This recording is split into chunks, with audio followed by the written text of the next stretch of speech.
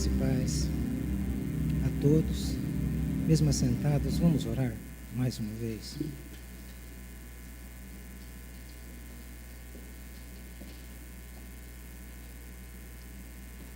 Muito obrigado, Senhor. Muito obrigado pela salvação em Cristo Jesus. Muito obrigado porque éramos perdidos, estávamos perdidos, e o Senhor nos encontrou. Muito obrigado porque Tu se fizeste homem, sofreste a minha morte, a nossa morte, assumindo toda a nossa dívida, trazendo para sobre si toda a maldição que estava sobre nós. Pelas suas pisaduras nós fomos sarados, pelo seu sangue fomos comprados, e pela sua vida recebemos a vida do próprio Deus, que muda de endereço na pessoa do Espírito Santo, que não habita em templos feitos por mãos de homens, mas que habita em templo feito pela sua própria mão. E nós somos esse templo, criaturas feitas do pó, do barro, pela excelência da mão do Todo-Poderoso, daquele que todo joelho há de se dobrar e toda língua há de confessar como Senhor de toda a glória. Todo joelho nos céus, na terra e embaixo da terra não poderão resistir à sua magnífica voz, o resplendor de sua glória. Encha o nosso coração de temor a Deus e coloca dentro de nós o desejo de buscá-lo, de conhecê-lo, de santificar-nos para encontrar-nos com o Redentor, Cristo Jesus. Abre o nosso entendimento nesse momento, ó Espírito Santo, Espírito da verdade, para que a Tua palavra mude o nosso coração, transforme a nossa vida. Em nome de Jesus oramos. Amém.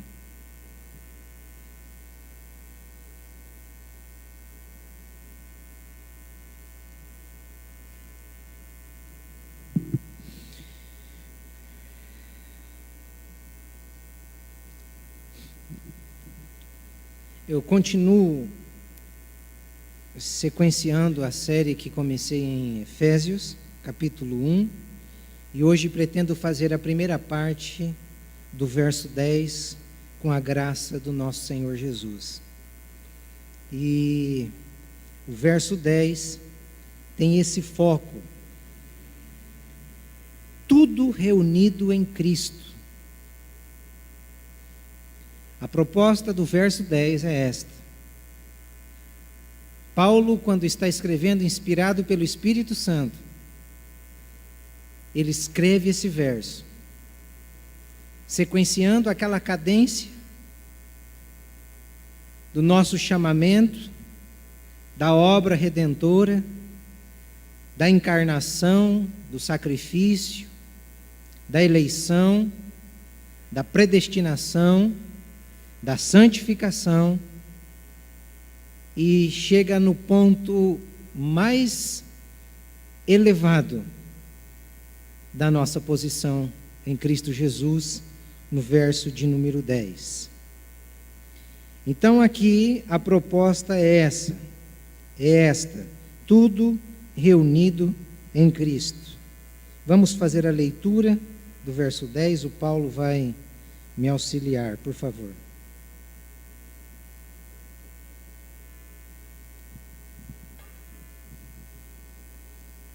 De fazer convergir nele, na dispensação da plenitude dos tempos, todas as coisas, tanto as dos céus como as da terra. De fazer convergir nele. Antes da gente entrar nas palavras-chave do texto, é preciso entender essa fala de Paulo no sentido de convergir. O que significa convergir? Eu fiquei à tarde procurando uma maneira para tentar explicar isso de um modo que fosse fácil para você entender. Convergir no Aurélio é dirigir-se, é afluir, é reunir. Mas fica uma explicação vaga. A melhor maneira que eu encontrei é de você imaginar Cristo como sendo a Praça Santos Dumont. E ali existem várias avenidas. Avenida Presidente Castelo Branco, Avenida Paraná, Avenida Rio Branco. Eu não sei o nome daquela avenida que vai lá para a prefeitura. Mas existem estas avenidas, todos estes caminhos que se desembocam, que se reúnem na Praça Santos Dumont. Isso é convergir. É a partir daquele ponto, todos serem juntados, de todos os caminhos, de todas as estradas. Por isso que todos os caminhos levam a Deus, e levam mesmo. Uns chegarão para ouvir da boca do Senhor: vinde benditos. E outros também chegarão para ouvir da boca do Senhor: apartai-vos, malditos. Não significa que todos os caminhos nos levam para o céu, mas todos nos levam para Deus. Cristo é o ponto de convergência, tanto para a salvação, quanto para o julgamento e para a perdição. Quem nele crer está salvo, e quem não crer já está condenado. Esta é a convergência de Cristo. Só que o texto está dizendo de uma convergência de salvos, onde cada um que estava andando no caminho, e não importa a igreja, porque o caminho não é a igreja, o caminho é Cristo. Todos que estavam andando na direção de Cristo serão reunidos. Entendem porque o Apocalipse disse que ele ajuntará de toda raça, de toda tribo, de toda língua, de todo o povo, os seus. Só que Paulo está ampliando esta convergência. Ele não só deixa ela restrita aos salvos, homens, seres humanos, mas ele amplia numa convergência muito maior, onde ele coloca todas as coisas dos céus, todas as coisas da terra, tudo o que foi criado, serão reunidos em Cristo novamente. Isso é fantástico. Isso deve trazer esperança ao nosso coração. Isso deve alegrar o espírito daquele que nasceu de novo. Isso deve motivar o crente a buscar a vida de Cristo, a santificar-se, Do mesmo modo que isso proporciona alegria no crente, deve também proporcionar preocupação naquele que ainda não nasceu de novo. E quando a gente olha para o texto, nós vamos perceber aqui Paulo apresentando no verso 10 algumas posições, situações e funções. Então, a nível de contexto, Paulo vai apresentar a nós, em primeiro lugar aqui, para compreendermos o verso 10, a posição do cristão.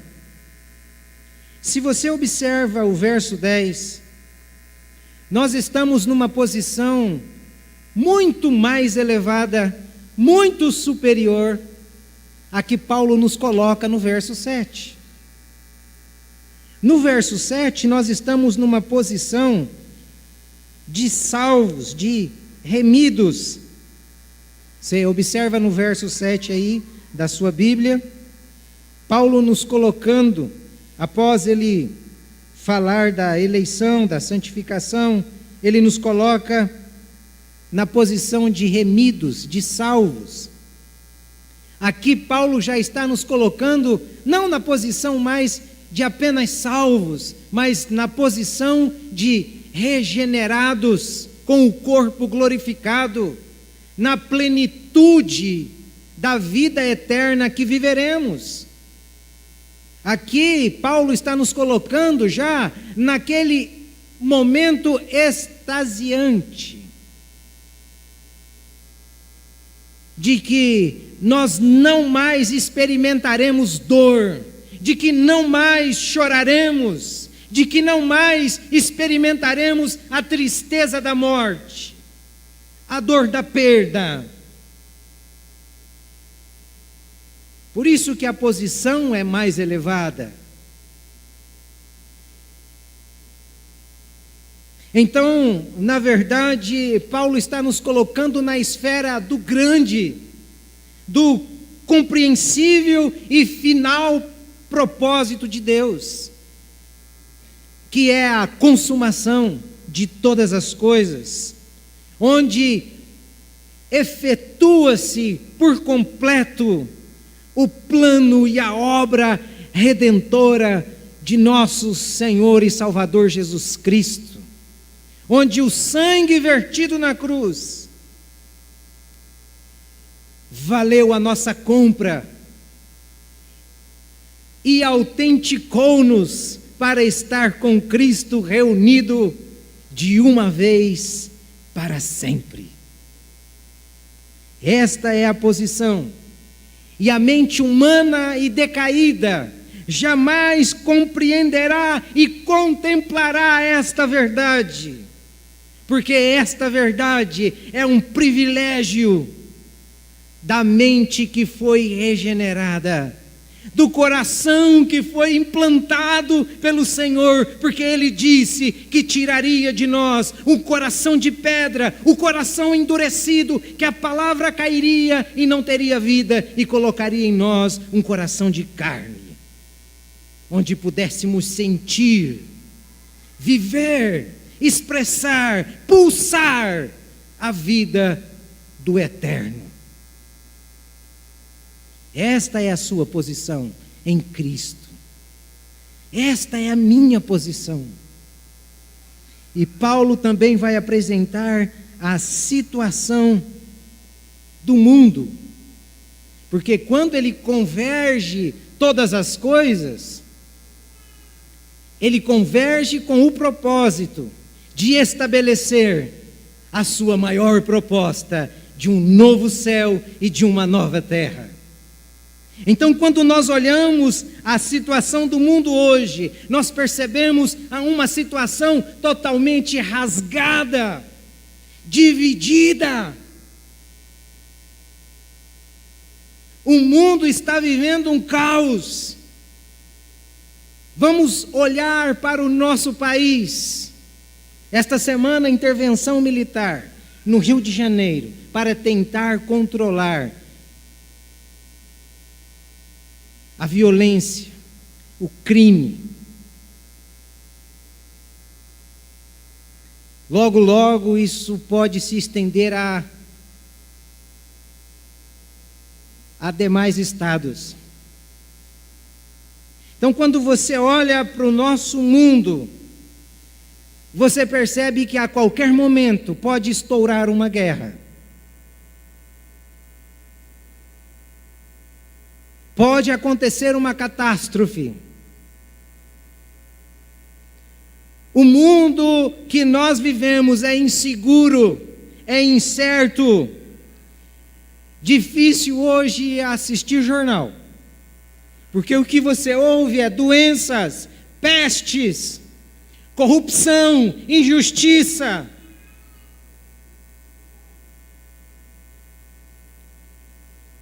E tudo isso acelera-se de tal modo como o giro de uma turbina para levantar um Boeing. Algo de modo que nós não conseguimos ver o controle. Nosso mundo mais parece um barril de pólvora aberto do que uma margarina fechada. Esse negócio está para explodir.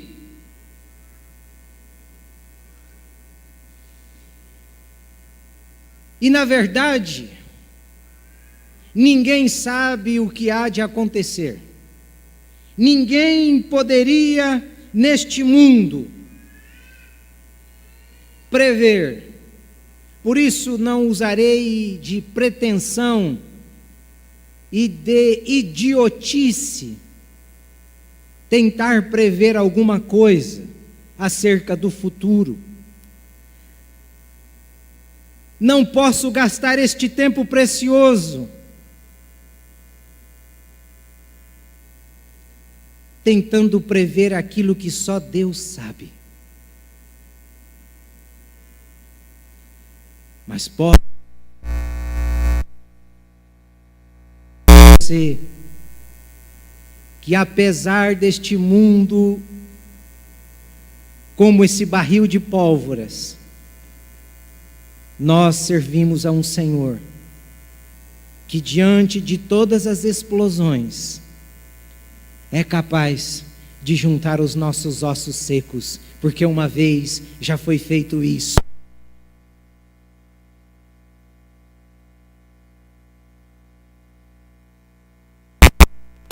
Deus lhe disse: profetiza a palavra de vida, e esses ossos reviveram. Na convergência de todas as coisas em Cristo, ainda que os nossos corpos sejam explodidos, na voz do grande e poderoso, o mar terá que devolver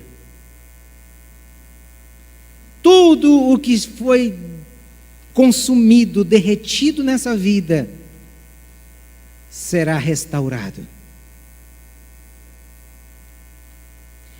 A terceira coisa que o Paulo mostra nesse verso 10 é a função do cristão.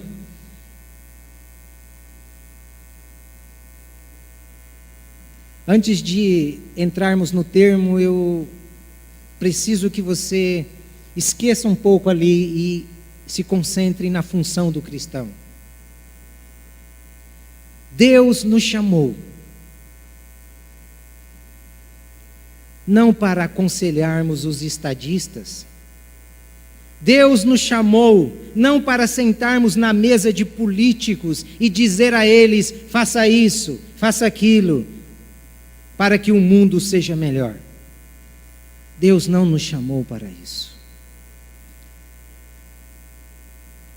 Deus nos chamou não para nos preocuparmos com o futuro imediato deste mundo caído, mas Deus nos chamou para nos preocupar com o futuro, distante ou próximo, mas eterno.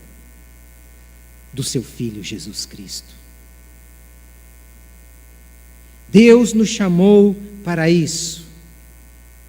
E seria muita infantilidade da minha parte e da parte de vocês pensarmos que conseguiremos cristianizar o mundo, que poderemos fazer deste mundo um mundo cristão. Se você observar o alto índice de pessoas que professam a fé protestante no nosso país, cresceu. Só que a injustiça no meio deles, no nosso meio, também cresceu. A corrupção também cresceu. Então, o mundo não se tornará melhor porque ele foi cristianizado.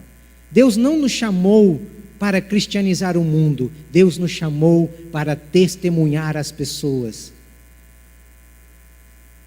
de sua obra, de seu Filho. É por isso que aqui estamos.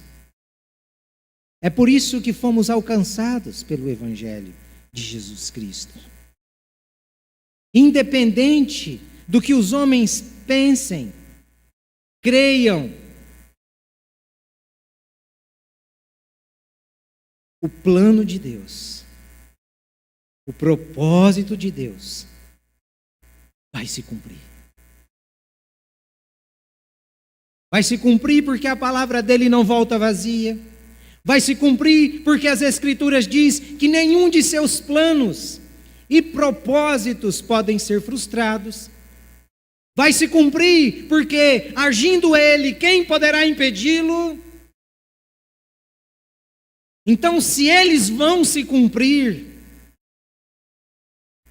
a nossa função é testemunhar destes planos, ainda que exploda o mundo, garantido estamos no Senhor.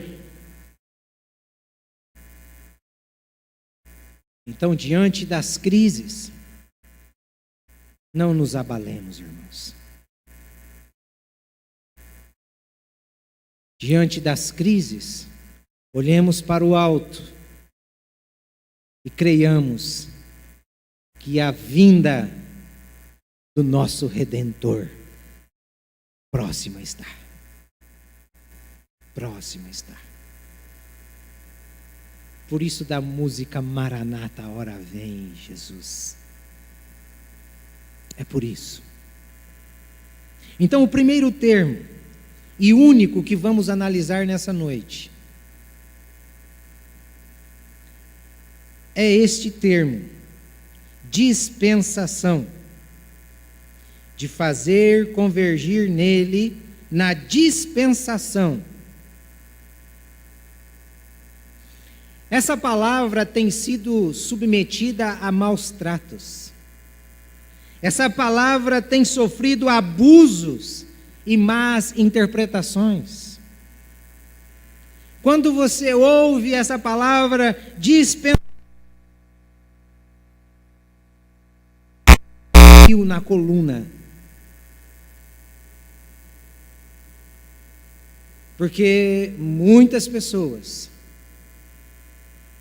separaram, dividiram a Bíblia em tantas dispensações que acabaram criando um monte de heresias.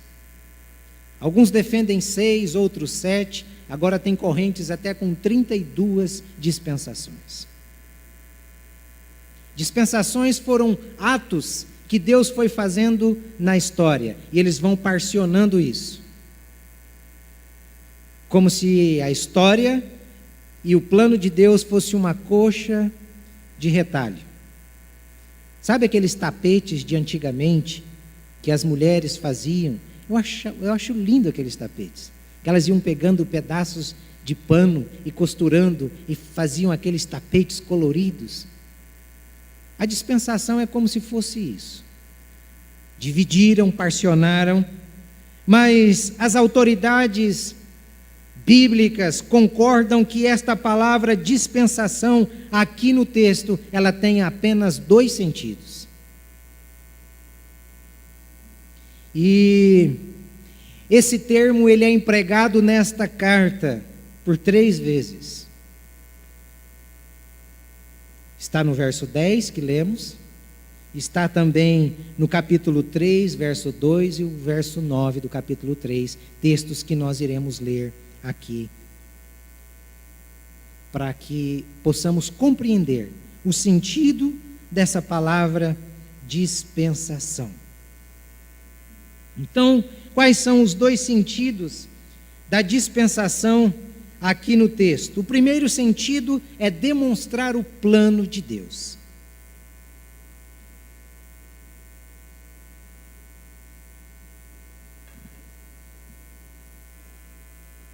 E manifestar qual seja a dispensação do mistério desde os séculos, oculto em Deus que criou todas as coisas. Tanto no nosso texto como aqui, o Paulo está usando a palavra dispensação para mostrar o plano de Deus, que estava oculto. Até o Antigo Testamento havia apenas a sombra, havia apenas as profecias. Com o Novo Testamento chega-se à luz, e aquilo que estava oculto agora está sendo revelado. Então o verso 9, e manifestar qual seja a dispensação do mistério. Que dispensação de mistério é esse? Que mistério é esse? Esse é o mistério da graça, esse é o mistério da encarnação, esse é o mistério que Paulo está se referindo para dizer que Jesus Cristo se encarnou, nasceu de uma virgem, cresceu, padeceu, morreu, ressuscitou, foi assunto aos céus, está sentado à direita do Pai, mas não para por aí, e voltará para convergir, para juntar, para reunir todos aqueles que creram neste plano redentor. O plano de Deus qual foi? Pegar o santo,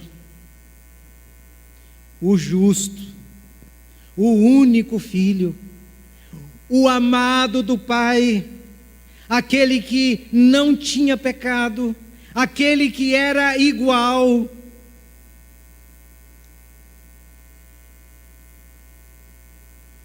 e colocar sobre ele toda a injustiça de suas criaturas perversas, e colocar sobre ele a justiça de Deus, para que aqueles que nele estivessem, pudessem na conversão de todas estas coisas, desfrutarem do perdão. O plano de Deus é a partir de Cristo, é reunir a partir do sacrifício do Filho amado todas as coisas que um dia viveram em plena harmonia no jardim do Éden, mas que pelo pecado dos nossos primeiros pais houve a ruptura, a separação, a perdição. Então, através deste plano redentor, o que o pecado separou, o sacrifício da cruz reuniu, juntou, perdoou, fez convergir.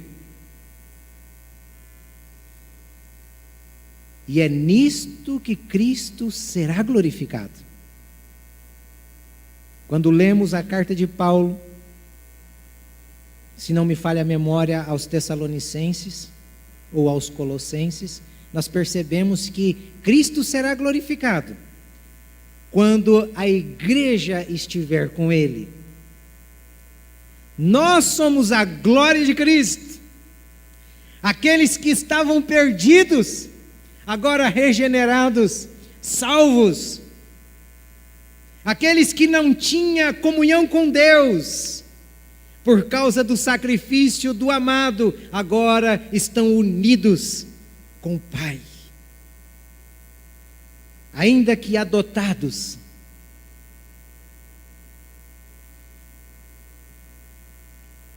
Então esta é a primeira significação da palavra dispensação, é demonstrar o plano de Deus. A segunda e última é relatar a obra do Filho, a obra do Pai, a obra do Espírito. Efésios 3:2. Se é que tendes ouvido a respeito da dispensação da graça de Deus a mim confiada para vós outros.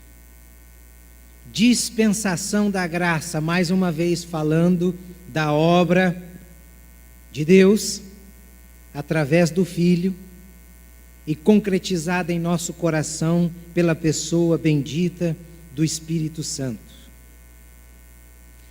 A única obra capaz de salvar o homem.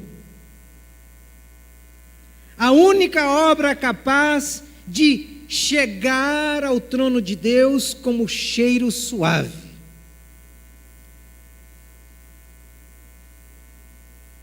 Ainda que tratássemos de todos os pobres da terra, ainda que dessemos tudo o que possuímos, aqueles que nada têm,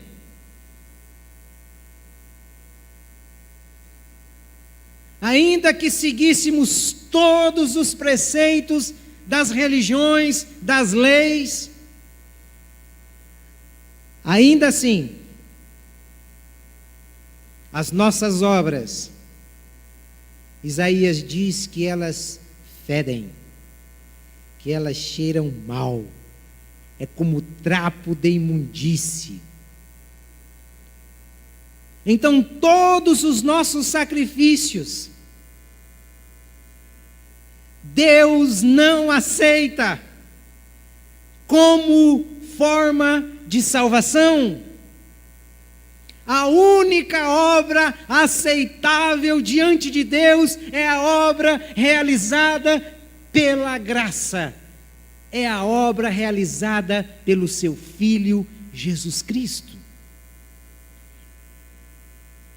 Esta é a dispensação da graça de Deus. Paulo foi chamado para pregar o evangelho da graça. Por isso ele está dizendo isto àqueles irmãos. Este foi o ministério a mim confiado. A dispensação, o serviço. Se você pega a dispensação, vem de dispensa. O que tem dentro da dispensa? E ele está oferecendo o que tem dentro de sua dispensa. Dentro de sua dispensa só tem graça. Ele que era um homem cheio de lei, cheio de preceitos, zeloso na religião de seu pai e de seus antepassados. Quando ele tem a revelação da graça, ele olha para tudo isso e diz: tudo isso era inútil, era esterco, eu considero como perda, por causa do amor a Cristo, revelado pela graça. A graça o impacta de tal modo que ele deixa de ser um perseguidor para tornar-se um perseguido. Isso alegrava o coração de Paulo. A única obra capaz de nos salvar é a obra da graça. somos salvos pela fé. Somos salvos pela graça, mediante a fé. Fé em quê? Na graça. O que é graça? É Cristo encarnado. É Cristo morto. É Cristo ressuscitado. É Cristo glorificado. Isso é graça. É nele, só nele que somos salvos. E todo crente tem por obrigação ser um dispenseiro da graça. E dispenseiro da graça não é sermos palhaços, porque o que tem hoje é muito crente palhaço, que acha que ele deve fazer graça para os outros rirem. Não é dessa graça idiota, frágil, mesquinha, pequena, rasa, que Paulo está nos chamando a sermos dispenseiros. Paulo está nos chamando a sermos dispenseiros de uma graça que envolve sangue, de uma graça que envolve sacrifício, de uma graça que envolve morte, dor.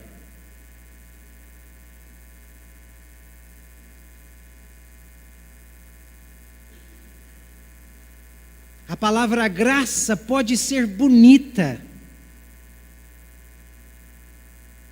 mas na verdade, se fôssemos pintar um quadro da graça, o que teria nesse quadro era sangue, porque não tem graça sem sangue.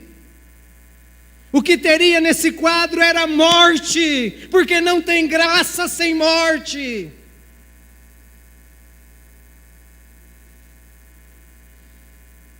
Deus não nos chamou para sermos palhaços. Deus nos chamou para, com seriedade, com profundidade,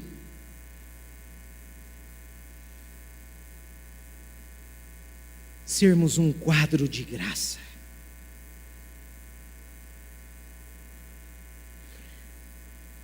Agora,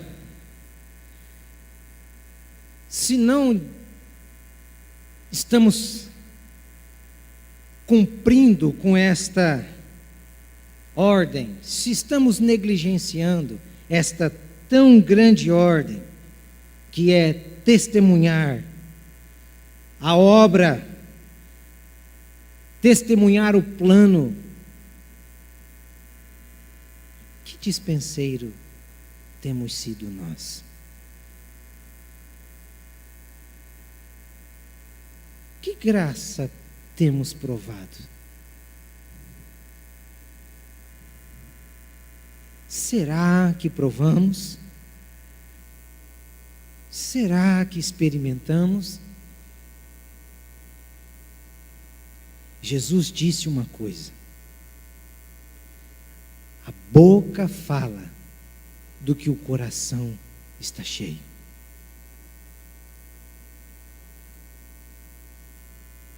O que a nossa boca tem falado?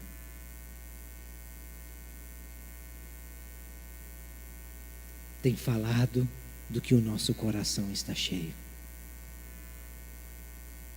E se você ler este primeiro capítulo, observe quantas vezes Paulo fala só a palavra Jesus Cristo, Senhor.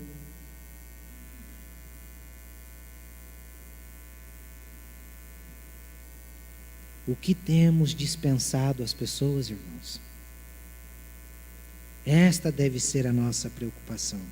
O que temos dispensado às pessoas? O que temos feito como dispenseiros da graça de Deus?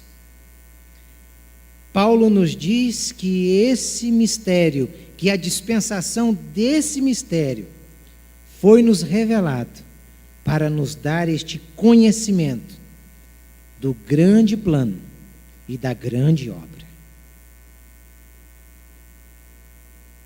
O que acontece com os alimentos que ficam muito tempo na despensa guardado. O que acontece? Eles mofam, cria caruncho.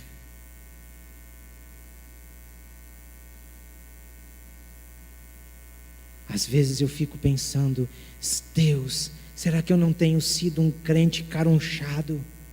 Um crente mofo?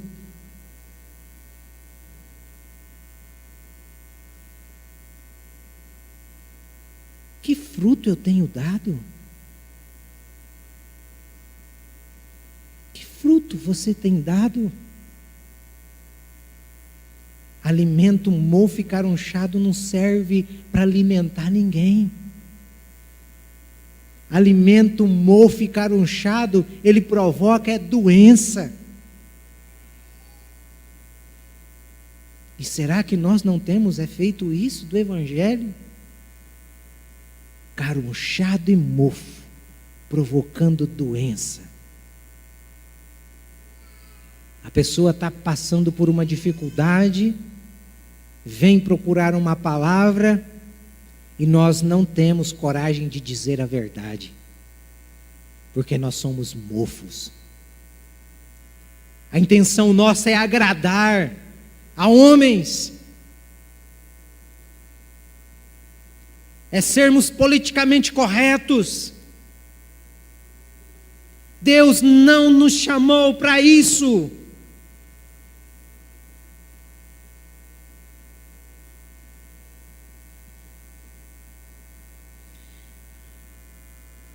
Lembrem-se, o ministério da graça, confiado a Paulo, passado a mim e a vocês que aqui estão, foi-nos passado para que pudéssemos também transmiti-lo. O que sabemos da redenção? O que sabemos do sacrifício? O que sabemos da volta de Jesus Cristo? O que sabemos do juízo final? O que sabemos da santificação?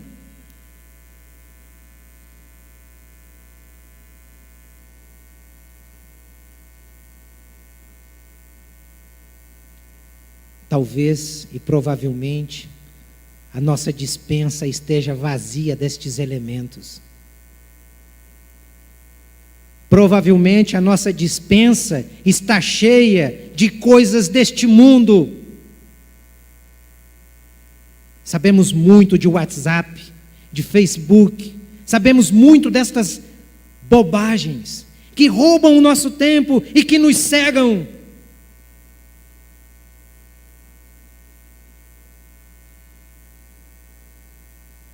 Que tristeza quando eu olho para um crente que não consegue achar os livros da Bíblia. Que tristeza. O que nós estamos fazendo, irmãos? Será que nós não estamos perdidos dentro da igreja? Na convergência? Não iremos nos entristecer?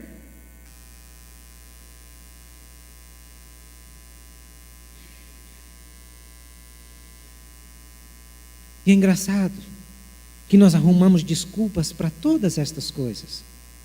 Como? Vou aprender esse tanto de livro. Minha vida é uma correria. Corre bastante. Porque na eternidade você vai ter bastante tempo. E tomara que esteja ao lado do Senhor para aprender.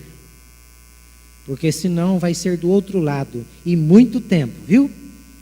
E para não ter frio vai ter o fogo aceso continuamente, em alta temperatura. Bichos incomodando. Corroendo.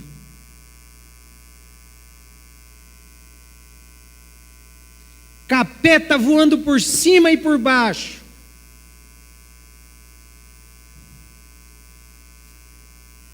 Quem sabe lá se arrependeremos. Mas Deus não nos chamou para lá. Deus nos chamou para desfrutarmos da graça de Jesus Cristo. Cabe a nós, irmãos e irmãs, crermos no Evangelho de Jesus, nos arrependermos dessa vida que temos vivido, nos envolvermos no ministério para o qual Deus nos chamou e nos colocou. Somos dispenseiros. Vamos derrubar os alimentos mofos e estragados que estão em nossa despensa e colocar os alimentos das Sagradas Escrituras dentro da nossa despensa, para que sempre tenhamos uma palavra, para que sempre tenhamos a oportunidade de fazer e ser diferente onde nós estivermos. Nós não só somos dispenseiros, mas Deus nos fez embaixadores.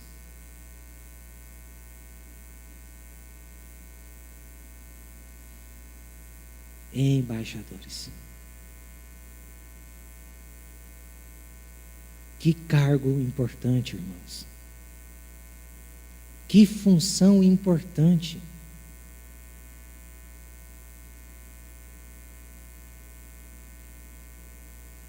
Que função importante. Dr. Martin Lloyd Jones era médico. E quando Deus o chamou, ele deixa de ser o médico da rainha para ir servir ao Senhor como presbítero de uma igreja pequena no país de Gales. E ele deixa a função tão almejada por tantos que aqui estão. E ele a deixa no auge, quando era o médico da rainha, o cardiologista. Todos o chamavam de louco. Na época, ele tinha como se fosse uma faixa salarial de 80 salários mínimos. Mas ele ouve o seu Senhor e deixa os 80 salários mínimos, porque ele encontrou uma alegria maior. No final de sua vida, lhe perguntaram se ele não se arrependeu. E ele disse: a maior função que um homem pode ocupar é a de pregador da palavra de Deus.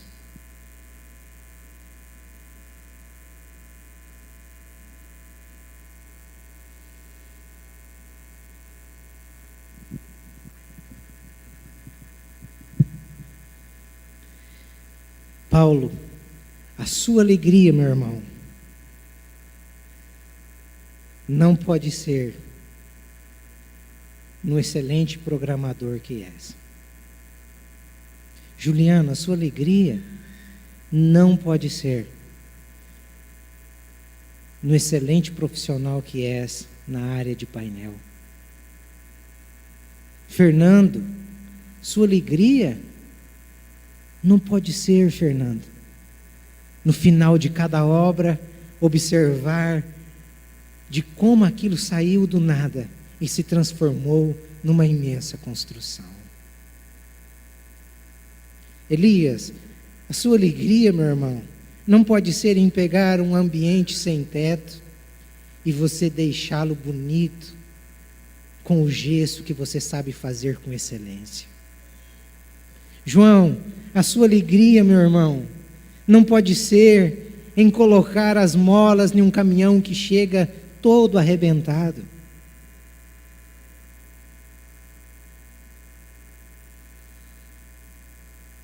Ricardo, a sua alegria não pode ser porque você é um médico excelente na área da infectologia. Tânia, a sua alegria não pode ser porque tem habilidade e destreza nas mãos cirúrgicas. Aline, a sua alegria não pode ser porque és uma excelente dona de casa. Irmã Ivani e as demais donas de casa. Ademar, a sua alegria não pode ser porque passou num concurso público e está lá como gerente da Caixa Econômica. Não pode ser esse motivo não pode ser a sua alegria. Rafael, as suas forças e a sua alegria não pode ser no excelente profissional que és. E nem na profissão que galgará pelos seus esforços.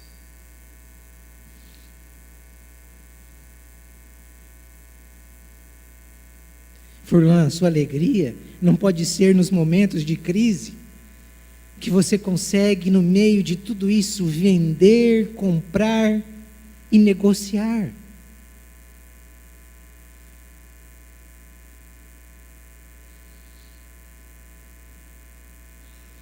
Tantas pessoas que eu poderia mencionar aqui. A nossa alegria, irmãos. Cris, sua alegria não pode ser em servir na questão de organização e promoção de seus produtos no supermercado. A alegria nossa deve ser porque Cristo morreu por nós. A alegria nossa deve ser porque o nosso nome está escrito no livro da vida. A alegria nossa deve ser porque um dia, apesar da situação, das dificuldades da nossa vida, nós seremos reunidos novamente com o nosso Criador. A nossa alegria deve ser e estar em Cristo. É por isso que o pão da nossa despensa está mofo. É porque Cristo não tem sido a nossa alegria.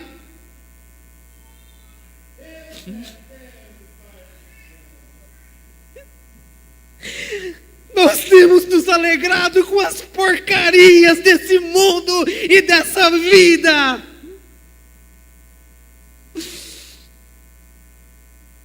Cristo seja a nossa alegria.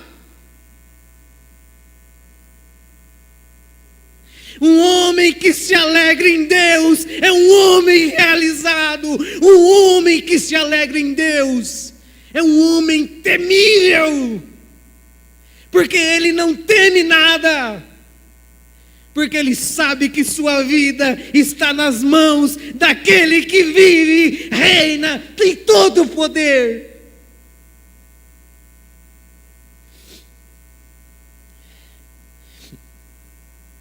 Você queria ir embora alegre?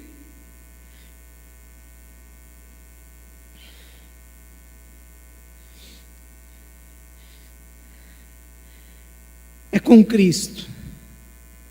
Só com Cristo. Ô Nelson, Sadraque, vocês estão dispostos a terminar isso aqui cantando? Fazer um dueto aqui. Ô Joselir, quer vir ajudar? Pode, Nelson? Vem, Joselir, vamos fazer um trio aqui. O mais vil pecador. Projeta a letra aqui, por favor, Nai. Ó, quão cego eu andei. E tem muita gente cega aqui nessa noite. Que Deus está querendo derrubar as escamas dos olhos e fazer-nos enxergar o real sentido da vida. a alegria que precisamos.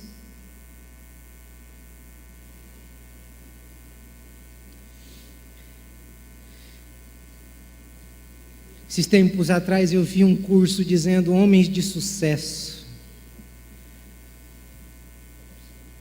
Deus não nos chamou para sermos homens de sucesso. Deus nos chamou para sermos homens da cruz, homens de sofrimento, homens de dor.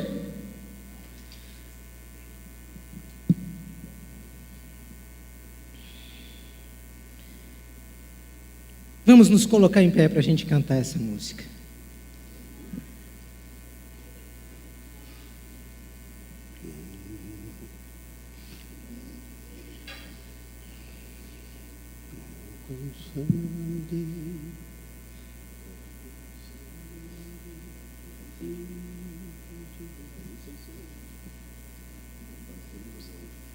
Vamos cantar juntos, irmãos, com o nosso coração ardendo em oração e pedindo ao Senhor da vida e o dono da alegria que alegre a nossa alma. Oh, quão cego eu andei e perdido vaguei, longe, longe do meu Salvador, mas da glória desceu e seu sangue verteu para salvar a um tão pobre pecador. Foi na cruz,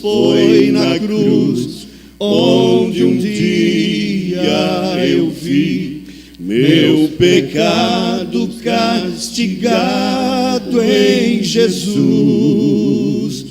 Foi ali pela fé que meus olhos abri, e agora me alegro em sua luz.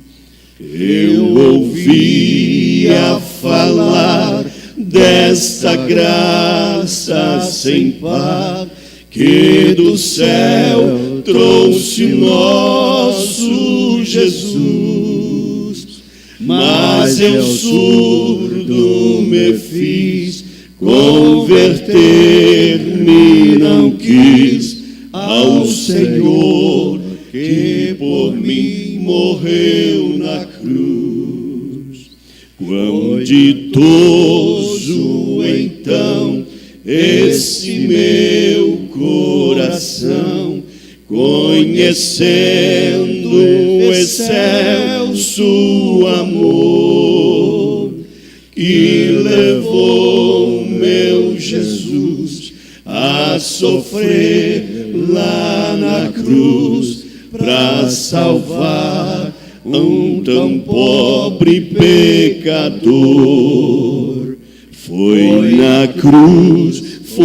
na cruz, onde um dia eu vi meu pecado castigado em Jesus. Foi ali pela fé que meus olhos abri, e agora me alegro em sua luz. Aleluia. Aleluia.